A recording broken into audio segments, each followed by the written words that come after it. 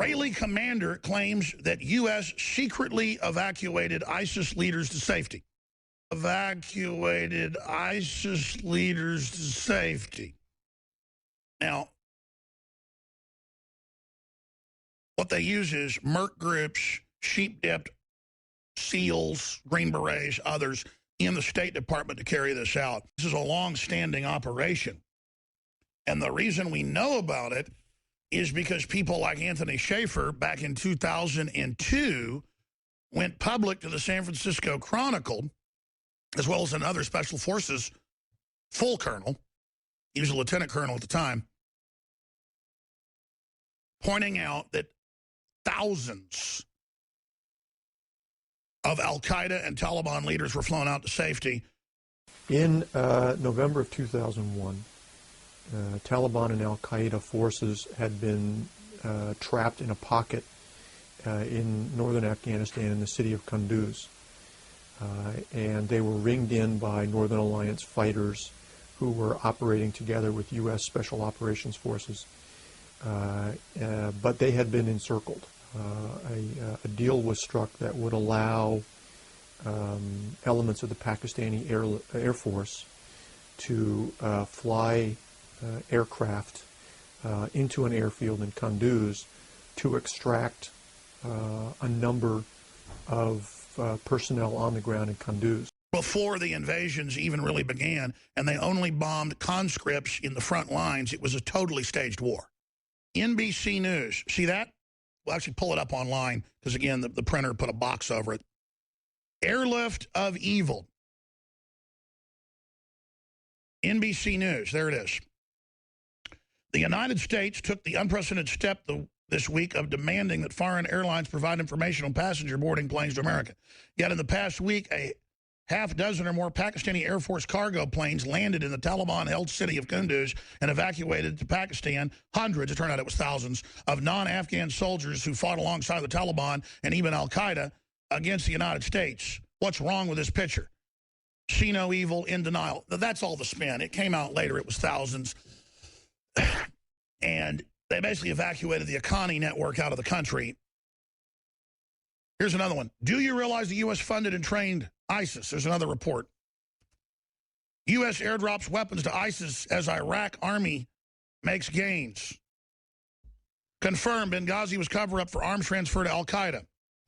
Ex-DIA chief, Obama willfully allowed rise of ISIS. That headline's not even strong enough from WorldNet Daily. I'm not bad. The general, Flynn, said that they were ordered to do it consciously. Newly declassified U.S. government documents. The West supported the creation of ISIS. Former DIA director. U.S. made willful decisions to support ISIS. So here's this current story about Iraq commander claims the U.S. secretly evacuated ISIS leaders to safety. But when you say the U.S., you mean the criminal State Department elements that are part of the long-standing coup over this country since 1913 of the financial system. Now they're just mopping up the states, mopping up the families, mopping up what was left of the Bill of Rights and Constitution.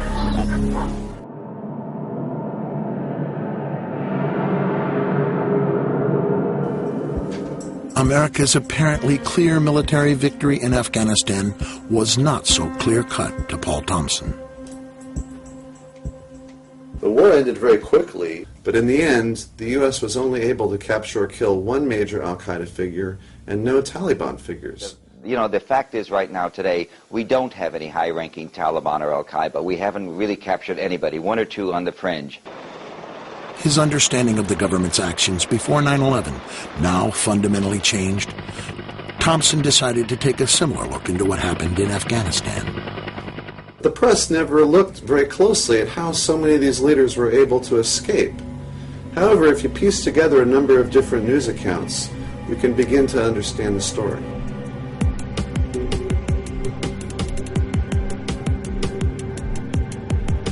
Early November, the London Times reported bin Laden's closest advisors all escaped in a late-night convoy from the Afghan capital of Kabul. An eyewitness reported, "We don't understand how they weren't all killed the night before, because they came in a convoy of at least 1,000 cars and trucks. It must have been easy for American pilots to see the headlights." By the 10th, bin Laden had joined the convoy in Jalalabad. An intelligence official told Night Ritter newspapers it was obvious that this area was to be the base for an exodus to Pakistan. We were amazed that nothing was done to prepare for it. On November 14th, the Northern Alliance captured Jalalabad. That night, 1,000 fighters and a convoy of several hundred vehicles escaped again, this time with bin Laden, driving hours to the fortress in Tora Bora. The U.S. bombed the nearby Jalalabad airport, but apparently did not attack the convoy. November 15th. At the cave complexes of Tora Bora, an estimated 1,600 of bin Laden's fighters are now surrounded. The most important battle of the war begins. U.S. warplanes are keeping a close eye on mountain passes. U.S. Special Forces are working with Pakistani troops on the border to block possible escape routes. While there were two main escape routes, Newsweek reported that the U.S. bombed only one. Using the other route, hundreds of al-Qaeda and Taliban, including senior leaders, escaped.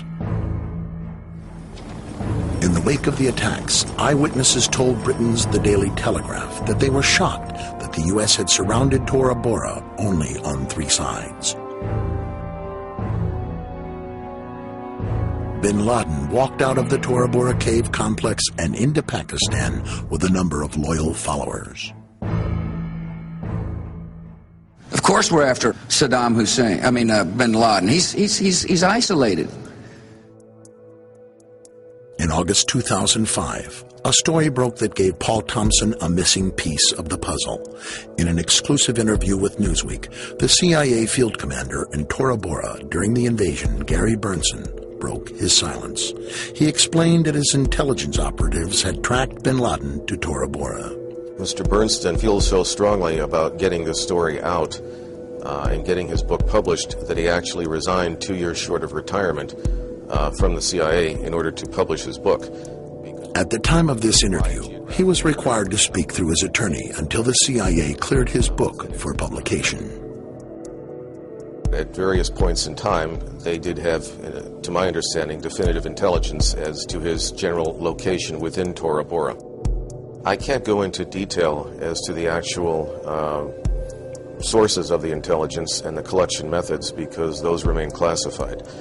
However, we had Osama bin Laden essentially cornered in Tora Bora, and for whatever reasons, we did not do what was necessary in order to ensure that he did not escape. The goal has never been to get bin Laden. Obviously, that's desirable. It's interesting. I just read a piece by some analysts that said you may not want to go after the top people in these organizations. You may have more effect by going after the middle managers because they're harder to replace. Toward the end of the war, when all eyes were on Tora Bora, the news media missed another major story. Again, thousands of Taliban and al-Qaeda escaped without drawing U.S. fire, this time from the northern city of Kunduz. The Taliban's only stronghold in the region has all but fallen to the forces of the Northern Alliance. Once again, the door was left open for escape. Our side in that battle had the enemy surrounded. There were a reported perhaps 8,000 enemy forces in there. Oh, they have the cream of the crop of al-Qaeda caught. Journalist Seymour Hersh later broke this story in the New Yorker magazine, briefly sparking TV news coverage. And from there, all of a sudden, one night around Thanksgiving, in the middle of the siege, an air corridor was set up between Kunduz and northern Pakistan. And at night, Pakistani relief planes regularly flew through that corridor. It was a very orderly, organized thing that armed men would stand on the tarmac waiting for a flight that would come in, and then they would be taken out. For as many as 4,000 or 5,000. They were not only al-Qaeda, but maybe even some of bin Laden's immediate family were flown out on those evacuations. It had to be done with the blessing of Musharraf, didn't Exactly, and of the United States. When I tell you it comes at the level of Don Rumsfeld, it has to. What we're describing here is something which would clearly be noticed by the United States. One or two, maybe not, okay? An airlift of these proportions, it certainly would. This is the most secure space on the face of the earth right now. If someone's moving over Afghanistan, the United States knows about it, clearly. No plane could fly from Kunduz to Pakistan without getting shot down unless we let it happen. Unless we let it happen. And we let it happen. And I think there's just no other way to explain it. My take on it basically is the fact that there is some sort of a deal in place between the government of Pakistan and the United States